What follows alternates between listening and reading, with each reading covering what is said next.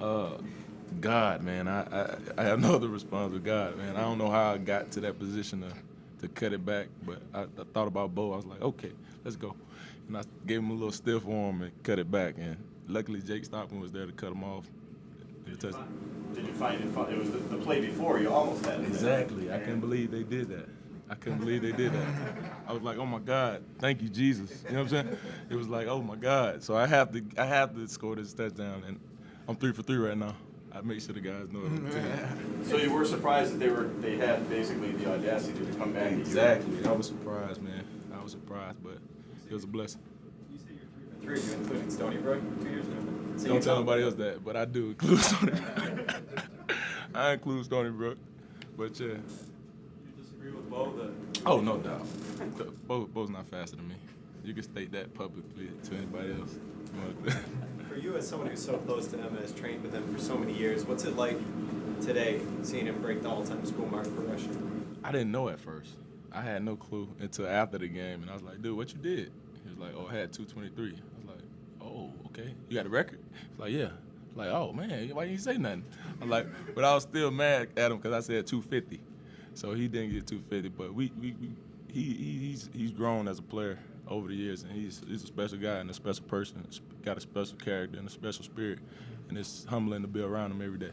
Well, the effectiveness that you guys have when you're moved around the field, how much do you think that it looks, watching these teams play again today, they're trying to figure out where you are on the field and then adjust from there. Is it, you know that it's going on as the play's going on, or are you just sitting there, saying, well, we're here now?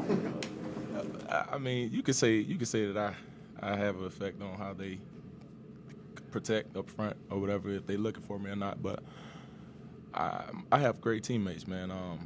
Okoye, Houston, Adam Redden, Bo Bachtel, Christian Coley, Kobe Way.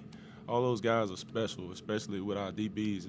They're going crazy right now, taking the ball away. So I have faith in those guys, and we're just playing football. But it doesn't really matter to you where you are on the field? No. I mean, I saw you line it up at defensive tackle today. I'm going, okay, now we're going to do this. Exactly. Coach Tepp, that's all the Coach Tepp and Coach Jappy put me in position to where I can try to make a play.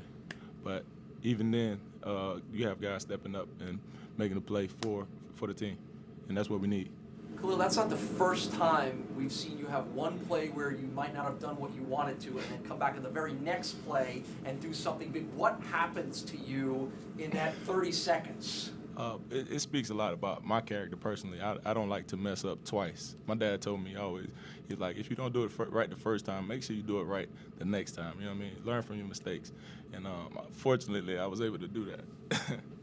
Okoye, can you talk a little bit about after you guys pinned them on the punt at the 1 yard line, what the mentality was like on the defensive side of the ball at that point? Was there talk of safety at all, of opportunity there? As a defense, our mentality is make a play. Everybody, if you a person on defense and you're in the game, make a play. So when we go out there and we had them pinned, of course we have the opportunity of getting a safety, but we just go out there and making plays.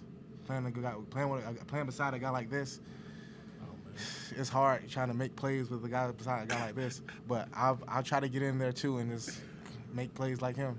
It's like so many plays on the defensive end. I mean, is there a mentality of I got to get mine? I got to get mine here.